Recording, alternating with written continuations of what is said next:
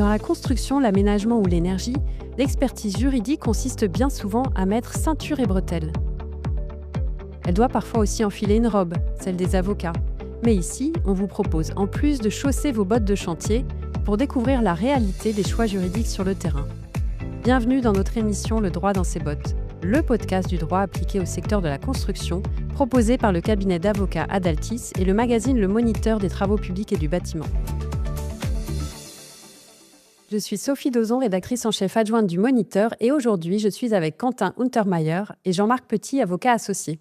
Nous allons nous intéresser à l'art et la manière de mener ou de subir des procédures de débat public et d'enquête publique en amont des projets. Est-ce que ce sont des outils efficaces pour purger les contentieux, pour les éviter, et est-ce que c'est leur rôle ? On va tenter de répondre à ces questions avec nos invités. Bonjour à tous les deux. Bonjour. Pour commencer, Quentin, est-ce que vous pouvez nous présenter brièvement ce qui caractérise chacune de ces procédures, enquête publique, débat public, chacune a sa finalité, chacune a sa temporalité ? Le débat public qui concerne les grands projets nationaux est à ranger au même titre que les concertations parmi les procédures de participation dites amont, c'est-à-dire organisées avant le dépôt des demandes d'autorisation du projet.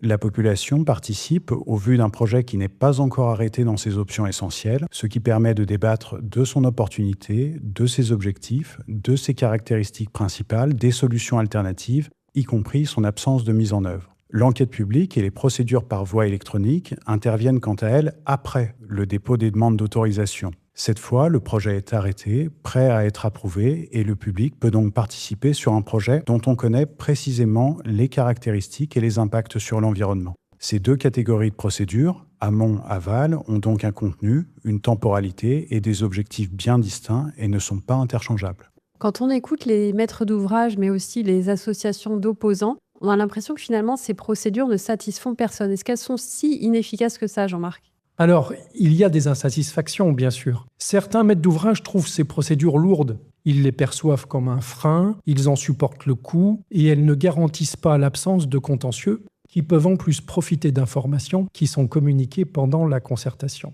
Elles ne garantissent pas non plus le caractère favorable d'un avis du commissaire enquêteur. Et un avis de commissaire enquêteur, c'est toujours un aléa pour un maître d'ouvrage. Néanmoins, c'est une vision qui nous semble de moins en moins partagée, au-delà des postures qu'affichent certains maîtres d'ouvrage et certaines administrations.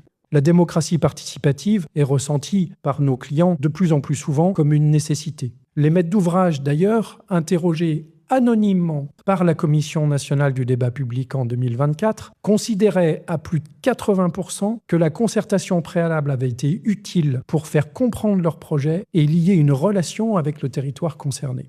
Les associations, elles, pensent souvent en amont que le projet est déjà figé et que l'autorité administrative a déjà pris position de manière informelle. Elles pensent aussi souvent que le commissaire enquêteur est acquis à l'administration ou au maître d'ouvrage. Mais elles sont les premières à réagir lorsque le champ d'application de la Commission nationale du débat public et de l'enquête sont réduits. Et il y a beaucoup d'exemples d'avis critiques de commissaires enquêteurs. Il y a aussi les administrations qui ont à statuer sur les projets des maîtres d'ouvrage, qui sont discutés et contestés. Il ne faut pas les oublier, il n'y a pas que les maîtres d'ouvrage et les associations. La concertation amont permet souvent d'apaiser les tensions sur leur territoire. Elle se retrouve en seconde ligne et non pas en première, et elle dispose d'informations utiles en amont des enquêtes publiques. Et l'enquête publique permet ensuite d'avoir à ces administrations une analyse le plus souvent objective des observations, ainsi qu'un avis et des réserves éventuelles. Donc ces procédures, pour nous, elles ne sont pas si inefficaces que des postures peuvent le laisser penser.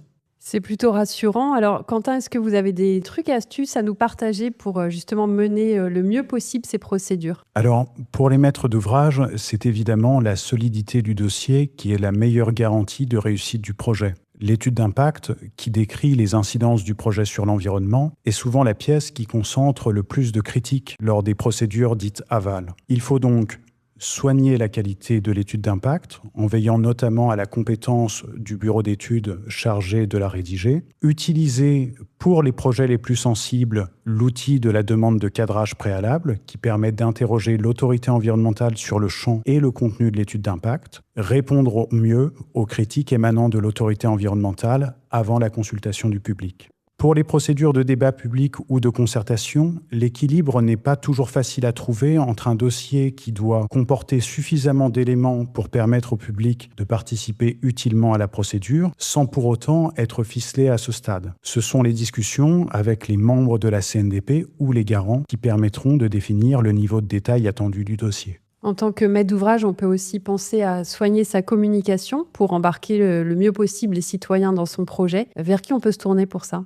Bien sûr, nombreux sont maintenant les maîtres d'ouvrage de projets sensibles et même de projets qui ne sont pas sensibles mais qui sont importants pour eux, qui se font accompagner par des communicants spécialisés dans le débat public et la concertation devant la Commission nationale du débat public et même en dehors de la Commission nationale du débat public. Ces communicants les aident à organiser leur communication, c'est-à-dire ce qui se dit, comment le dire, comment l'écrire et ce qui ne se dit pas devant les garants ou devant le public, devant la commission particulière du débat public et devant l'administration. Ils sont ainsi préparés à affronter les questions et à réfléchir par avance aux justifications et aux précisions, à réunir et à apporter.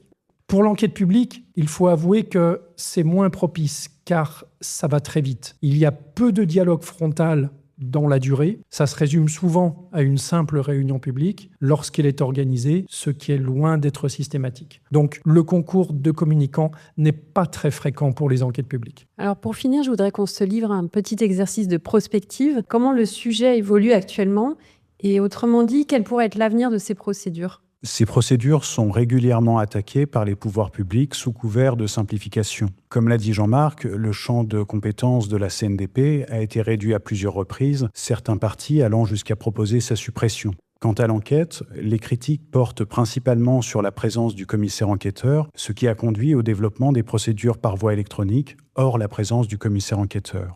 La création, par la loi Industrie verte, d'une nouvelle procédure dite parallélisée pour les projets soumis à autorisation environnementale mérite selon nous d'être soulignée. Elle vise à la fois à accélérer l'instruction des projets et à répondre à une critique récurrente tenant au caractère tardif des procédures dites aval.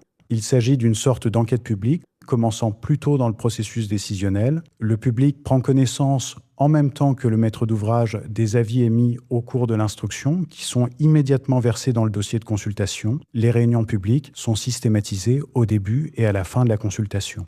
Pour l'heure, cette procédure suscite beaucoup d'inquiétudes de la part des maîtres d'ouvrage, des associations et même des préfectures chargées d'organiser ces consultations. On verra alors comment la pratique s'empare de cette nouvelle procédure. Merci à tous les deux pour vos éclairages sur ce sujet très important pour les professionnels, mais aussi pour les citoyens et finalement pour la démocratie environnementale. Et merci à vous, chers auditeurs, de nous avoir écoutés. N'hésitez pas à vous abonner à notre podcast Le droit dans ses bottes sur votre plateforme d'écoute préférée et à partager cet épisode avec votre réseau. À bientôt.